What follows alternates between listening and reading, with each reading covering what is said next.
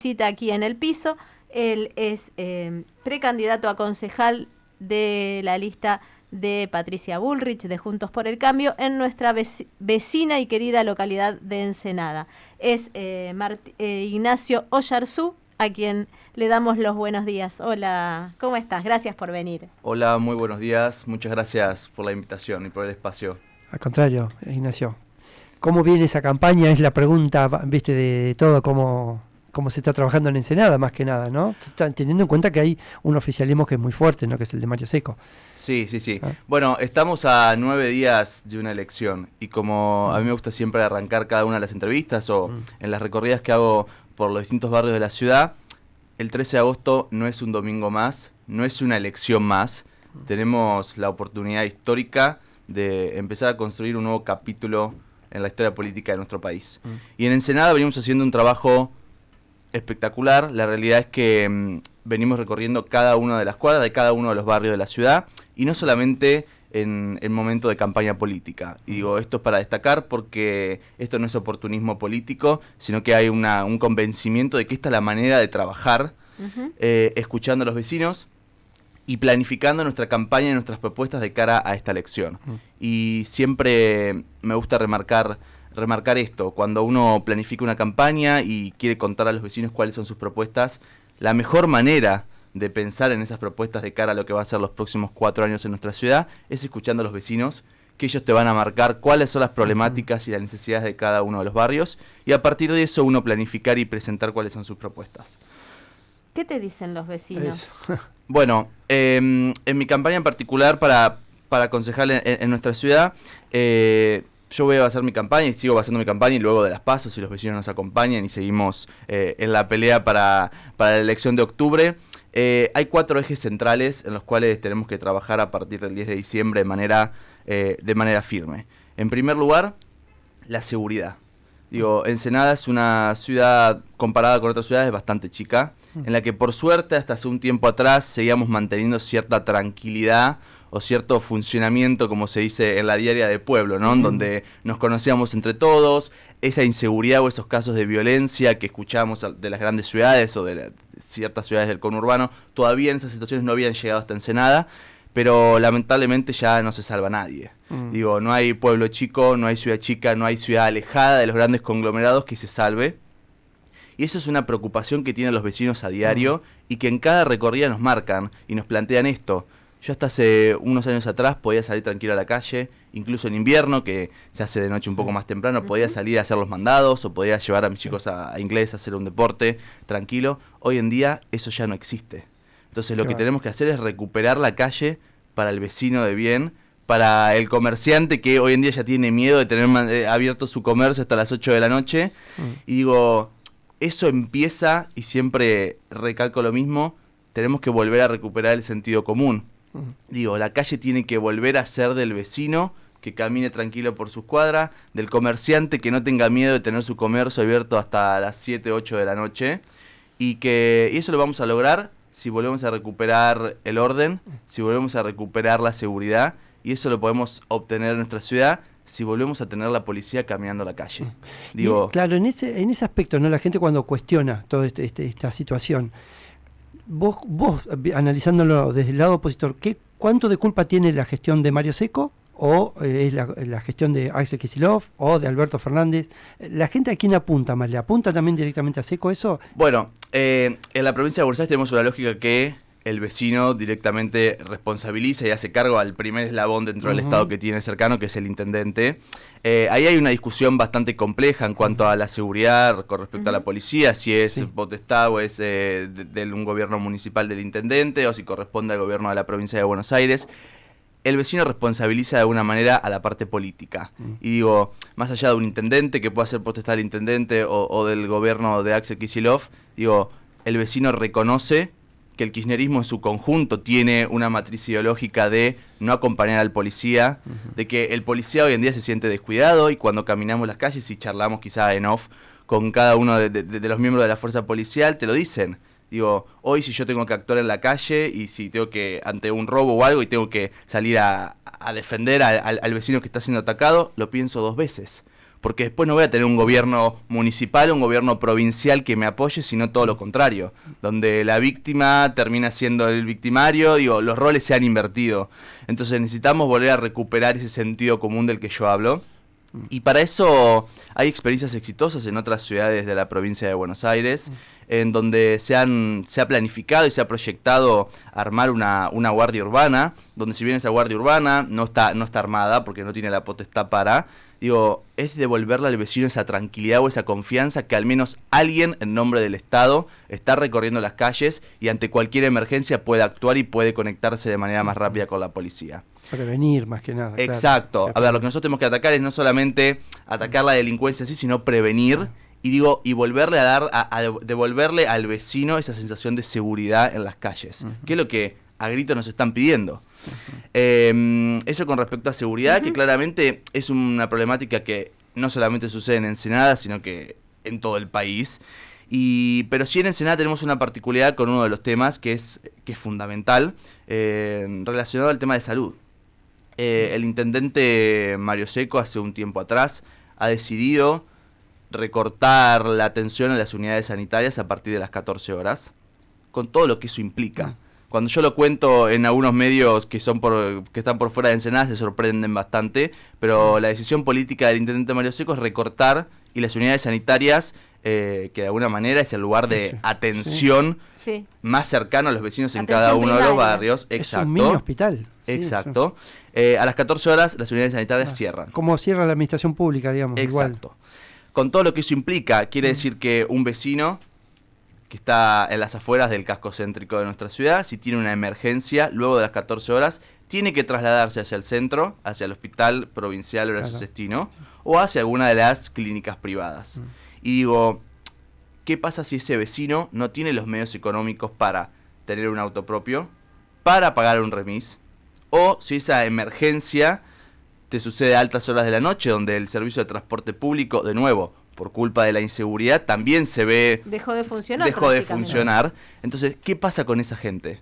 Bueno, la realidad es que los vecinos de Ensenada por fuera del casco céntrico están desamparados y no tienen a quién recurrir si tienen una emergencia de salud. Imagínense una madre. Es más, mira, les voy a poner un caso muy concreto. Una vecina de Punta Lara, María, la semana pasada estábamos recorriendo su barrio y nos comentó, yo la semana anterior tuve una emergencia con uno de sus hijos, el hijo tenía 40 grados de fiebre, y la mujer tuvo que salir a pedirle a un vecino que tenía una moto y a las 12 de la noche ir desde Punta Lara hasta el centro de la ciudad a atenderse al Hospital Horacio Sestino, al Hospital Provincial, y estuvo 3 horas esperando en la guardia. Esa es la situación de la atención en la salud pública en Ensenada y que claramente también responsabilizamos al intendente Mario Seco y el Hospital Provincial al gobernador Kicillof. La guardia también estaba desbordada, imagino. Exacto, sí. Claro, por esa situación, sí. Viste que hay mucho mito también con respecto a que la gestión Seco hizo mucho, que de hecho hizo mucho, eso nadie lo niega en cuanto a obra pública, viste que ha transformado la ciudad en accesos, en caminos, las calles incluso. Pero ¿cuánto de abuso hubo de eso, no? Porque, viste, muchos te dicen, sí, hizo obra pública, pero arrasó con todo el arbolado público, hicieron cemento donde ya había cemento.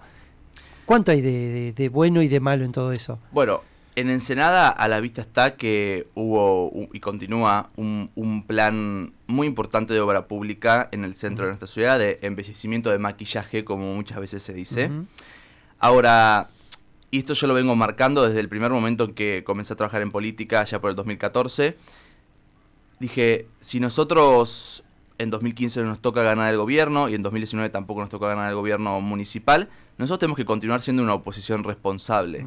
¿Qué significa eso? Reconocer cuando las cosas se hayan hecho bien, marcar las cosas que se hayan hecho mal y marcar también las cosas que se podrían haber hecho y que no se hicieron. El embellecimiento y el cambio que hubo en el casco céntrico de nuestra ciudad, los vecinos lo reconocen y uno como oposición responsable tampoco puede negarlo. Ahora, hay una clara diferencia entre el presupuesto destinado a las obras públicas y al asfaltado de las calles en el casco céntrico con los barrios periféricos de la ciudad.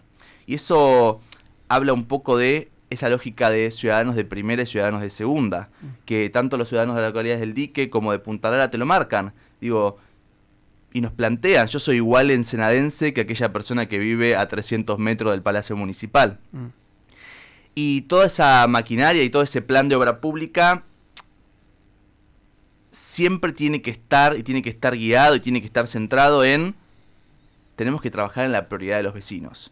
Y les voy a comentar un ejemplo muy concreto de algo que habla mucho más de cómo el gobierno municipal de Mario Seco, luego de 20 años en el gobierno, empieza a darle la espalda a las prioridades y a las preocupaciones de los vecinos. Y eso también habla un poco de la discusión histórica que nos debemos a la provincia de Buenos Aires con la reelección de los intendentes, que durante el gobierno de María Eugenia Vidal habíamos avanzado en eso. Luego, obviamente, los intendentes y ciertos dirigentes políticos encontraron ahí la vuelta, el hueco para... La famosa interpretación. Exacto, el hueco legal para permitirle a los intendentes ir por otra reelección. Ajá. Pero vamos a un ejemplo muy concreto de cómo luego de 20 años el gobierno de Mario Seco empieza a darle la espalda a los intereses de los vecinos.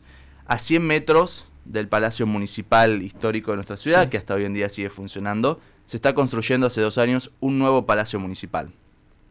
Se llevan destinados más de 500 millones de pesos en la construcción de un nuevo Palacio Municipal, que esto, para llevarlo al llano, ¿qué significa? Más oficinas y más comodidades para los funcionarios políticos del intendente Mario Seco. Y cuando uno recorre y cuando uno habla con los vecinos y le comenta que más de 500 millones de pesos, que ¿de dónde vienen? Del pago de los impuestos de los vecinos, de las tasas municipales, más de 500 millones de pesos se están destinando en construir un nuevo Palacio Municipal. ¿Ahí sobre la Merced? ¿Bastante? Sobre la Merced, exacto. Mirá. Sobre la Merced. Enfrente a la plaza, a 100 metros. Exactamente a 100 metros, sí. Se está construyendo un nuevo Palacio Municipal. Entonces digo, ¿con qué sentido? Digo, en una situación de 120% de inflación, en una situación en donde tenemos más de la mitad de los trabajadores en negro, en la provincia de Buenos Aires, que 7 de cada 10 chicos son pobres y no llegan a cumplir con las 4 comidas del día, ¿cómo podemos darnos el lujo o cómo nos puede dar la cara de construir un nuevo Palacio Municipal y destinar más de 500 millones de pesos? Y lo que es peor aún, defenderlo, y, con bombos y platillos. Los concejales de Mario Seco han aprobado esto, que ha pasado por el Consejo Deliberante. Por supuesto que los concejales de Juntos por el Cambio se han opuesto. Digo, ese es el mensaje que tenemos que darle a los vecinos. Tenemos que recuperar ese, como decía al principio, ¿no? Ese sentido común y volverle a hablar y trabajar para aportar soluciones concretas a los problemas reales de los vecinos. Yo los desafío y los invito a ustedes a que encuentren un vecino de nuestra ciudad que se levante todos los días pensando construir un nuevo Palacio Municipal es lo que nuestra ciudad necesita. Digo, la realidad es que los concejales y el intendente Mario Seco recorren muy poco las calles luego de 20 años, claro. Estarán muy confiados de que van a ganar las elecciones y que por eso le dan la espalda a los vecinos de nuestra ciudad. Gasto político, claro, una cosa que no que es todo lo contrario a lo que necesitamos hacer en este momento. ¿Sabes qué? Vi estos días, Mario Seco anunció un aumento salarial a todos los empleados municipales, justo ahora, que se están por llevar adelante las PASO. ¿Están bien? ¿Vos querés salarialmente? ¿Se los puede mejorar? ¿Se los va a mejorar? En cuanto a eso, a los servicios que presta el municipio, el tema de la recolección de residuos. En cuanto a eso, ¿cuál es la propuesta? Bueno, el intendente Mario Seco, junto con su hijo, Nicolás Seco, que es concejal y a su vez es el secretario general del gremio. Ahí de los municipales. Exacto, ahí es un capítulo aparte en ese conflicto de intereses que constantemente ocurre en Ensenada, y luego les voy a comentar otro ejemplo. Ha anunciado un aumento del 50% para en el básico para los empleados municipales. Sin embargo, esto no alcanza. Digo, estamos en una situación de hiperinflacionaria, ya podríamos decir, con 120% de inflación, sí. Y los empleados municipales de nuestra ciudad, da vergüenza los sueldos de los empleados municipales de nuestra ciudad. Anteriormente, justamente ayer, estábamos repasando con este nuevo 50% de aumento que el intendente Mario Seco ha decidido darle a los empleados municipales. Puedo darles, por ejemplo, que es siempre el sueldo administrativo básico, que es el que se toma como referencia para comparar entre un municipio y el otro. Un sueldo básico de un administrativo de categoría 4, de 40 horas semanales. Con este nuevo aumento que el intendente municipal le ha dado, el sueldo básico pasa a ser 103.000 pesos. Luego, obviamente, luego hay un montón de agregados, sí, adicionales que el intendente Mario Seco siempre termina dando, y luego los titulares de los diarios es Mario Seco ha aumentado tanto porcentaje, pero claramente pero después cuando vamos al básico remunerativo. y qué es lo que importa para después la jubilación, los empleados municipales de nuestra ciudad da vergüenza. Digo, estamos hablando que un empleado municipal de Ensenada cobra mucho menos que el 60% de un empleado municipal de Berisso. Y digo, no estoy comparando municipios de zona norte, sino municipios que somos aledaños. Entonces digo, tenemos que empezar por esa prioridad. Dejemos de gastar en obra pública para darle más comodidad a los funcionarios y a la planta política y pensemos y trabajemos por el empleado municipal, que de alguna manera es el que día a día hace y permite que la ciudad funcione. Y cuando uno habla con los empleados municipales, a su vez también, como les comentaba hace un rato, con los policías, hay un descontento impresionante. ¿Son cuántos más o menos? ¿Cuántos empleados municipales? Ahora te puedo decir la planta exacta porque hubo un agregado de nuevos empleados hace 10 días. En unos momentos te digo, lo tengo acá en uno de los papeles, cuál es la planta. Otra cosa que siempre se ven previo a las elecciones. Bueno, ¿Cuántas contrataciones o cuántos en todos los niveles y en todos los municipios pasan a planta un montón de gente? Bueno, el gobernador Kicillof está haciendo exactamente lo mismo. Y digo, no es que uno lo critique por el empleado en sí, porque el empleado en definitiva no tiene la culpa y enhorabuena que un empleado tenga cierta estabilidad.